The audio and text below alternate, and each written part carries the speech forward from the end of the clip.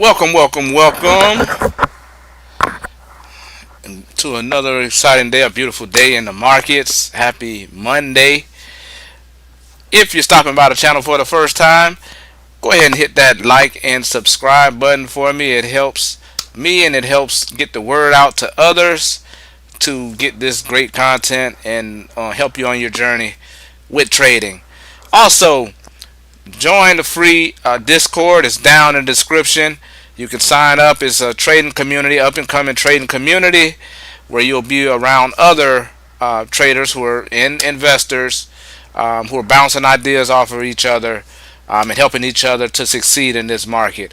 You can go down in the description and sign up to the Discord there. Also, if you are looking to better your trading or get better for some reason or whatever the case may be, you want to either get started with trading or you want to get better, I have a book. It's down in the description. The book is on Amazon, How to Day Trade. You can grab that link in the description below. So let's just get started. I just wanted to come on and just give a look ahead, basically for the rest of this week and what to look out for. Being that you're trading the markets, you want to be aware of any upcoming or an impending news, and of course, some news is breaking.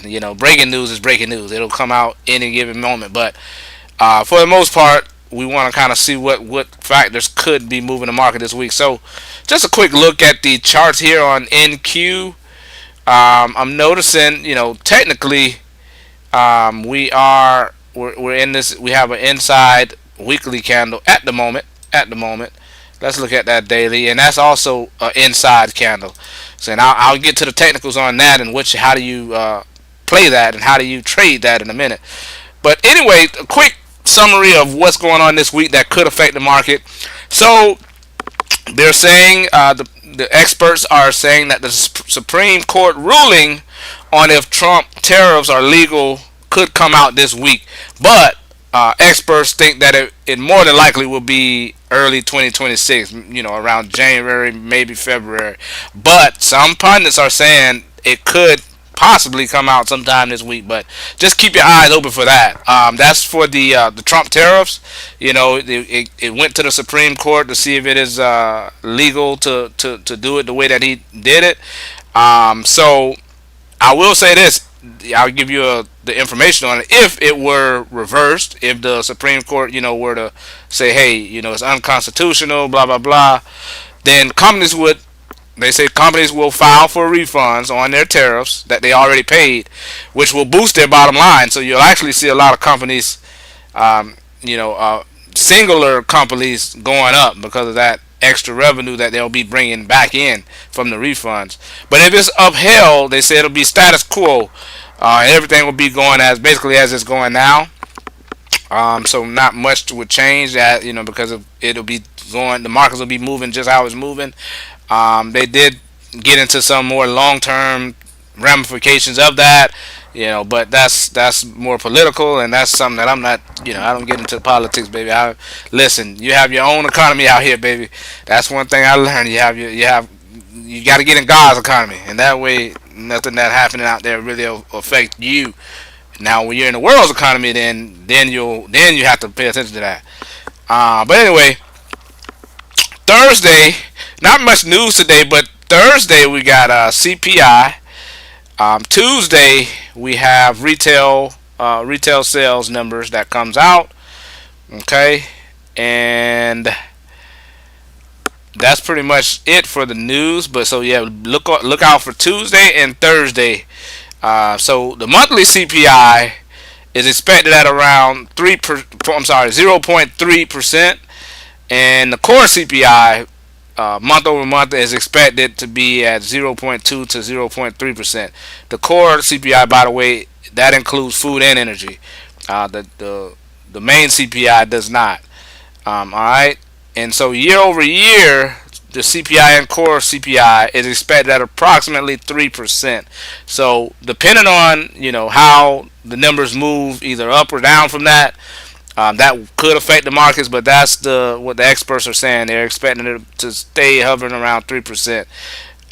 So if it were to go down, some more. If CPI, then that would make the market go down as well, because that would mean the Fed, in this case Powell, wouldn't see more reason to make cuts. But of course, he has a double responsibility, which is getting the inflation down and the jobs. So we would need to see job. Oh yeah, also initial jobless claims. That's Thursday as well. So depending on what the CPI and the jobless claims numbers are, that'll kind of tell you where you're headed as far as future rate cuts are concerned. All right, and as far as earnings, we got MU on Wednesday. It's pretty quiet week, but MU on Wednesday, and on Thursday you got Nike and FedEx. All right, they're all expected to report their earnings, and it's pretty. Other than that, it's a pretty quiet week. So the market is pretty much bracing itself for Thursday for the most part. Tomorrow and Thursday, really. So, and then that'll set the tone for the rest of the year. All right, so I just want to give you that information. I'll quickly just go over the charts here and just see what I'm seeing here from a technical standpoint. So what I'm seeing here on NQ here, we got an inside day, right? We got an inside candle here. So what you would look for basically is a break in the hole above the last session's close, or breaking below the last session's low or high. Sorry. Alright, and that's what you would look for. But right now it's building, and if you look, the volume, it's kind of down in comparison to other days. So it's just right now it's consolidating, and it could do this for a couple more days. Who knows? But what you would mainly look for a swing anyway would be a break above or below the previous candle here. All right, and then right now it's got a lower high, as you can see here. Let me get these out of the way. Got a lower high at the moment, but it has not made a lower low. So obviously it's not in any kind of official downtrend or anything until you start getting that. All right, but you did have it here. You did have a high, a low, lower high, lower low. And this is still considered a lower high compared to this one, but what you're seeing here could be the right shoulder of a inverted head and shoulders as well. So keep an eye on this area here. Anything above this, you're okay. But if it cracks below here, you should be looking out for a move down to these lows, because that would be not only cracking this support, but it would also be cracking under the 100. So you need to look out for that. Alright, let's see what ES is looking like. Alright, real quick, and then I'll get out your way.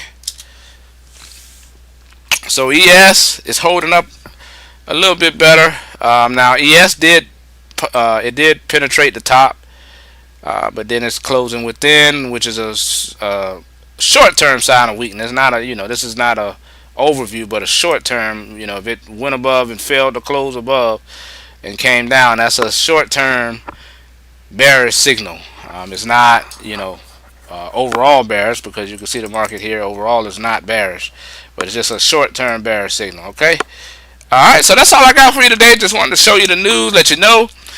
Again, if you're interested and you're liking what you're hearing, go ahead and hit that like button for me, please, and then hit the subscribe and hit the notification bell so you'll be notified when I go live, as this video is. Also, join the free Discord down in the description, the free trading Discord, and also purchase that book on Amazon. It's down in the description. It'll help you with your day trading.